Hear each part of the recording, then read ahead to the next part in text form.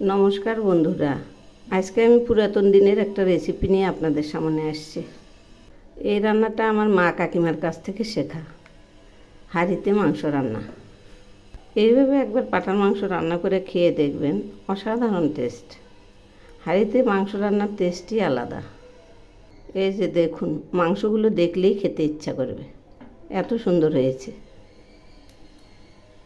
ধীরে ধীরে আমি সব মাংসগুলো নামিয়ে নিচ্ছি। দেখুন গ্রেভিটা কত সুন্দর হয়েছে, দেখলেই খেতে ইচ্ছা করবে। এই রেসিপি বানানোর জন্য এখানে আমি তেল নিয়েছি 1 কাপ। এর মধ্যে জিরে ফোড়ন দিলাম আর দিচ্ছি 3টে তেজপাতা। এখন আমি এর মধ্যে দিচ্ছি ডুমো করা কয়েকটা আলু। এই আলুগুলো খুব ভালো করে ভেজে নেব।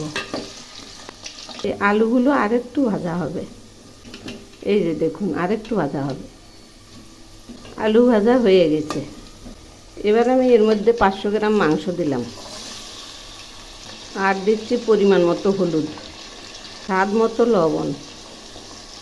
এবার আমি দিচ্ছি ঝুরি করা 4টে পেঁয়াজ আর 4টে গোটা রসুন।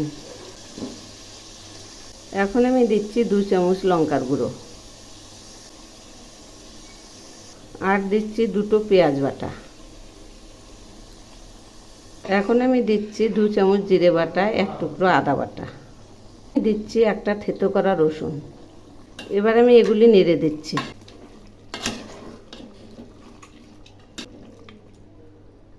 মাংসগুলো আবার একটু নেড়ে দিচ্ছি। তো বন্ধুরা, আমার রেসিপি যদি আপনাদের ভালো লেগে থাকে তাহলে সাবস্ক্রাইব করে আমার পাশে থাকবেন আর কমেন্ট করে জানাবেন কেমন লাগলো। এই রান্নাটা আমার মা কাকিমার কাছ থেকে শেখা। ওনারা এইভাবে হাঁড়িতে রান্না করতো, কোনো রকম ম্যারিনেট করতো না, এইভাবেই রান্না করতো। কষানো প্রায় হয়েই আসছে। এখন আমি এর মধ্যে দিচ্ছি 1 বাটি টমেটো পেস্ট। এর মধ্যে গোটা একটা টমেটো পেস্ট করে নিয়েছি। এখন এগুলি আবার একটু নেড়ে দিচ্ছি, একদম মাখা মাখা হবে। রান্নাটা এখন প্রায় হয়ে আসছে। এই রান্নাটাতে আমি ঝোল দেব না, এই রকমই মাখা মাখা নামাবো। এবার আমি এর মধ্যে দিচ্ছি 1 টুকরো গরম মশলা আর একটা সাদা এলাচ বাটা। এগুলি একসঙ্গে বেটে নিয়েছি। একদম সিম্পলভাবে এই মাংসটা রান্না করলাম, মা কাকিমার মতো করে।